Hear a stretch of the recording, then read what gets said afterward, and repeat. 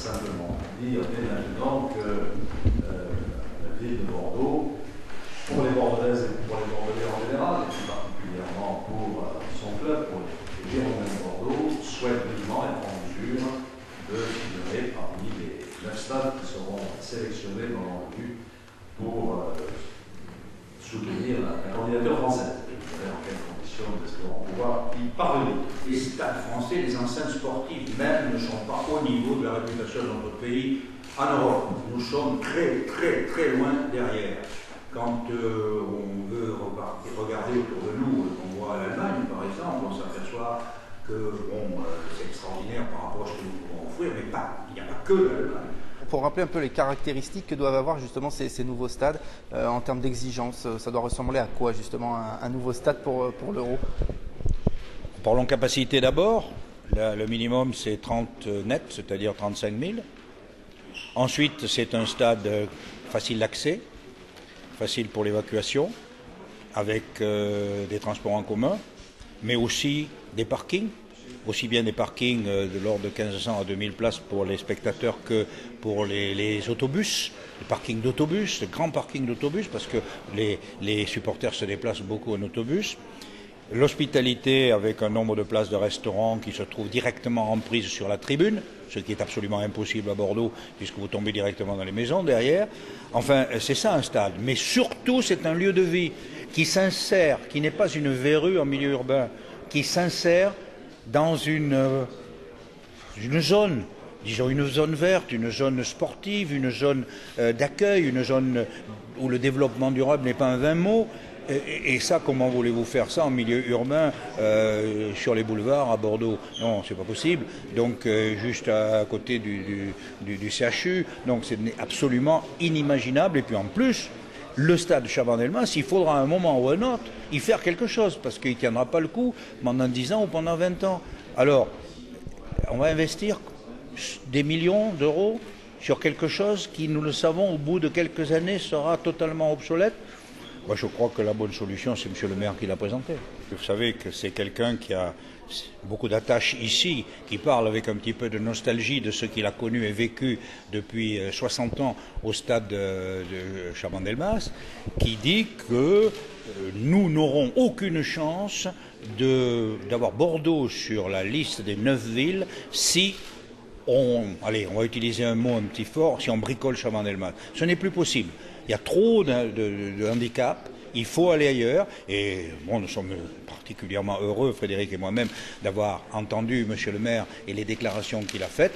Il est parfaitement conscient, comme nous, qu'il est impossible, bien sûr, de changer l'orientation du stade Chaban-Delmas, mais il est impossible de trouver les parkings, il est impossible de trouver l'hospitalité, le nombre de loges qui s'imposent pour une candidature que l'on veut réussie. Et donc, ça sera avec beaucoup de mal au cœur et de tristesse que nous serons obligés de rayer Bordeaux de la liste des 9 candidatures possibles pour la France. En période de crise, on apprend toujours de pratiquer la relance par l'investissement. Eh bien, nous sommes là au cœur de la relance par l'investissement. N'oubliez pas que ces 9 stades principaux plus 3 stades de repli que nous allons construire ou rénover à partir de maintenant et jusqu'en 2014 vont créer 15 000 emplois nouveaux. 15 000 emplois nouveaux entre maintenant et 2014. Et à partir de 2014, en phase d'exploitation, ce sera 4 500 emplois nouveaux créés pour le fonctionnement de ces grands stades. Ça, c'est un élément important de la lutte contre la crise. Donc je dirais même que non seulement malgré la crise, mais à cause de la crise, ce programme est d'autant plus nécessaire et d'autant plus urgent. Alors Bordeaux, on a besoin de Bordeaux. Je crois que ce projet de grand stade annoncé par Alain Juppé réjouit tout le monde, et c'est justifié pour 2 raisons. La première, c'est que il ne serait pas imaginable que cette grande et belle région du Sud-Ouest soit absente de la liste des 9 villes qui vont représenter la France pour le championnat d'Europe 2016. Et la deuxième raison, c'est que le parcours qu'ont fait les Girondins depuis 10 ans, avec beaucoup de travail, de ténacité, de sérieux, et puis des résultats exceptionnels l'année dernière, et cette année avec le titre, fait que ce grand club mérite un grand et beau stade Aujourd'hui, on ne peut plus construire un stade sans porter une attention extrême à la protection de l'environnement et à ce qu'on appelle le développement durable. D'ailleurs, c'est un des critères sur lesquels l'UEFA attend beaucoup les dossiers de candidature et c'est un critère sur lequel le dossier français devra être tout à fait exemplaire et tout à fait imaginatif et innovant. C'est pour cela que l'idée de création d'un grand stade dans la zone de Bordeaux-Lac est extrêmement séduisante et peut contribuer à faire gagner la France. En d'autres termes, on a besoin d'un grand stade à Bordeaux pour faire gagner la France. Le stade de Châtellerault a beaucoup d'attrait en termes de charme, en termes de technique, de sécurité, de réceptif. On est un peu en retard. Une image un peu hardie, mais enfin, on aimait bien le Moyen-Âge, mais la Renaissance apportait beaucoup. Je me demande si, en ce moment, on n'est pas, au niveau des stades en France, en train de quitter le Moyen-Âge et de d'initier la Renaissance. C'est un mouvement important parce qu'il ne faut pas voir à courte vue. Je pense que ce stade est un élément du patrimoine futur pour le football et qu'à un moment ou à un autre, il faudra y arriver. Donc le moment est venu, pour toutes les raisons qui ont été signifiées plus tôt. Et moi je suis heureux qu'Alain Juppé, et pour une fois encore, nous fasse plaisir en parlant de ce nouveau projet auquel nous adhérons et auquel nous participerons, Monsieur le maire, à hauteur de nos modestes moyens. Ça a l'air d'être une volonté commune, affichée par d'abord le maire de Bordeaux qui a été l'initiateur du projet et puis les collectivités territoriales qui ont suivi. On a entendu que le président de la fédération, le président de la ligue professionnelle souhaitait aussi un projet sur Bordeaux. Donc voilà, c'est le moment de tenter le coup. Ce stade Chaban-Delmas, on l'a dit, il était devenu beaucoup trop vétuste et il ne correspondra pas de toute façon aux exigences de l'UEFA. Oui, voilà. Si Bordeaux veut accueillir la Coupe d'Europe des Nations, ça ne se fera pas à Chaban. Voilà. Donc si on veut l'accueillir, il faut que ça se fasse ailleurs. Mais au-delà de cette compétition, moi on l'a dit, quoi, le stade de Chaban il est dangereux, il est vétuste, il est pas confortable, il est limité en capacité d'accueil de qualité. Voilà, donc il a son charme, il a son histoire, mais bon, je veux dire, à ce compte-là, on n'aurait jamais rien fait, quoi. Il faut pouvoir aussi évoluer, et évoluer pour nous, c'est un nouveau stade.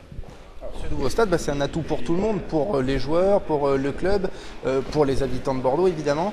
On imagine que le club des Girondins ne va pas réaliser ce projet tout seul évidemment.